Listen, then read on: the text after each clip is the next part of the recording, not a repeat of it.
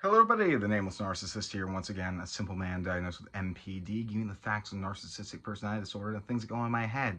If you like this video, please like, comment, and subscribe, but keep in mind, I'm no clinician. I can only speak my own experiences and the research that I read live from my garage, because I get some privacy here for now.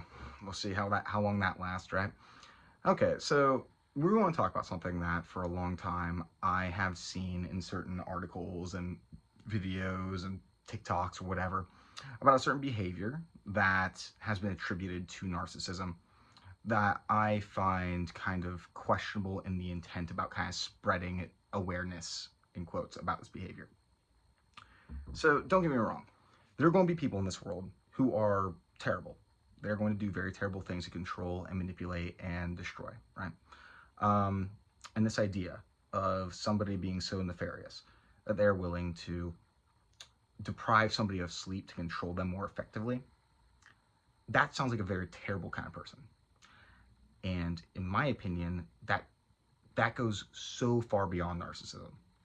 And when I say in my opinion, I mean like not only from my anecdotal evidence, but from clinical experience of the clinicians that I'm aware of and have interviewed. This is a controlling behavior that is beyond the norm of what constitutes pathological narcissism. I'm going to make that clear off the bat, is that is my opinion. And you may be sitting there, I'm sure I'll have a billion comments, right, saying, oh, well, like my narcissist did that. Maybe they did. Maybe they were a narcissist and they happen to exhibit this behavior. This is not a behavior that is motivated by narcissism. And you may be wondering where I'm getting that from, right? Because narcissism isn't about control. It's about self-esteem regulation. If I feel like I have to go to the point where I am basically keeping somebody up in the middle of the night to say, just so I can control them to regulate my self-esteem, I feel like I have lost control at that point. Like, I would feel pathetic having to go to those lengths. And a lot of narcissists that I know would feel very similarly. This is not a behavior that is normal for narcissists. And I want to point out that maybe you are misreading the situation. Sorry. I know people are going to hate me for saying that too. Narcissism is highly associated with childhood abuse. And also, we have almost like a 50% comorbidity with PTSD. I'm one of those.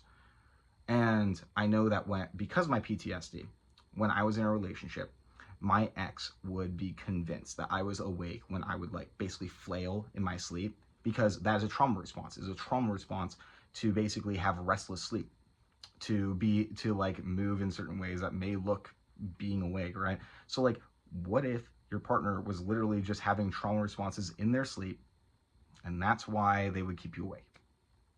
And I'm not invalidating people who are saying, oh, like, yeah, like people who genuinely had partners who did keep them awake for that purpose. Like, I'm not invalidating that. That's awful, and you should have never had to go through that. I am saying that wasn't motivated by narcissism, though. And I think this really highlights a very important conversation that a lot of people don't want to have, is that just because somebody was abusing you doesn't mean it was motivated by narcissism, even if they were a narcissist. You could have been with the most narcissistic asshole in the world, and they could have done some terrible things to you, and some of those terrible things may have not been because of the narcissism. Actually, I guarantee that it probably wasn't. I have so many, like I have read so much research about abuse, about stalking, about criminal behavior, and so little of it is motivated by narcissism. Now, don't get me wrong, some of it can present with narcissism, right? Because some of the similar situations that can lead to those sorts of behaviors definitely are the same kind of things that can lead to narcissism. I'm not at all denying that. I think it is more likely for somebody who is narcissistic to be abusive. But there's some of these things that are so extreme that these behaviors can't be described purely by saying, oh, well, like, this person was narcissistic, that's why they murdered my fucking dog. No, I would never. Why would I do that? I'm not sitting here saying narcissists are misunderstood, we're like good people, like, yada yada. I'm not even saying that. I'm saying, oh, why would I do that? Would I kill an animal if I thought that I had to. Maybe. I don't know. I hadn't been in that situation. Would I stalk somebody if I thought I had? Nah, I probably... Stalking looks too pathetic. I could never do that. But like, I can see some situations where I would be willing to go into some of these behaviors if I felt like I had to, which has never occurred. Because guess what? You're not that important. God, that sounds really mean when I say it like that. But I think that is something that you kind of have to understand to get where I'm coming from. Nobody I have ever dated in my life has meant so much to me that I had to resort myself to such blatantly horrible ways of manipulation.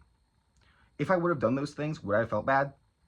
It's a toss-up. I probably would have felt shame, wouldn't have felt guilt. That probably wouldn't have prevented me from doing it. Want to know what it would have done, though? Is it would make me look pathetic. It would make me look like a loser. Like somebody who is, like, without a doubt unlovable. More than likely is I'll do the discard in quotes. I'll be like, oh, well, you don't think I'm worth anything? And I'm like, okay, fuck you. You obviously don't know anything. I hate you. Like, done. To me, it's not that, it's really simple. I wouldn't like stoop to that level of like pathetic, coercive control. I find that so despicable. And sure, there's some people that will. There's some people that will do that and might have also, on top of that, a narcissistic pathology. That's so beyond it, though. And I also think this highlights a big issue with a lot of pop psychology out there of, for example, me keeping my girlfriend up because of how I flail my sleep. You know, like some people think that's malicious and on purpose. For me, it wasn't. It was just a fucking trauma response. And that's the issue with all this pop psychology, is that they're looking at all this, all these behaviors that externally just kind of make us look like assholes, right? And they are observing those behaviors, and then they attribute some malicious intent to them. Will the intent be self-serving a lot of times? Yes, I can admit that. A lot of the times, a lot of my motivations are self-serving. That is what it is. Not saying I'm proud of, and something I'm working on, but it is something that like does exist. Are they nefarious though? Are they malicious? No, I have never gone out of my way just to hurt somebody for the sake of hurting somebody. Not once in my life have I done that. Because why? Why would I do that? What gain would I get from just going out of my way and saying, I enjoy hurting you? That doesn't increase my self-esteem. And that's the thing.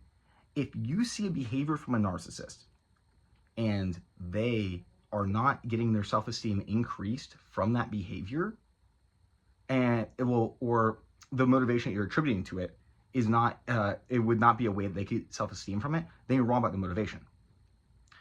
Let's say, like, a lot of people, let's say, like, a narcissist puts you down or something. It's like you have an achievement, and the narcissist is like, oh, well, like, you know, whatever, I could have done that better, or like, oh, that's not that important, right? You might think that he gets off on hurting you. You enjoy the narcissist hurting you. How would just hurting you increase his self-esteem?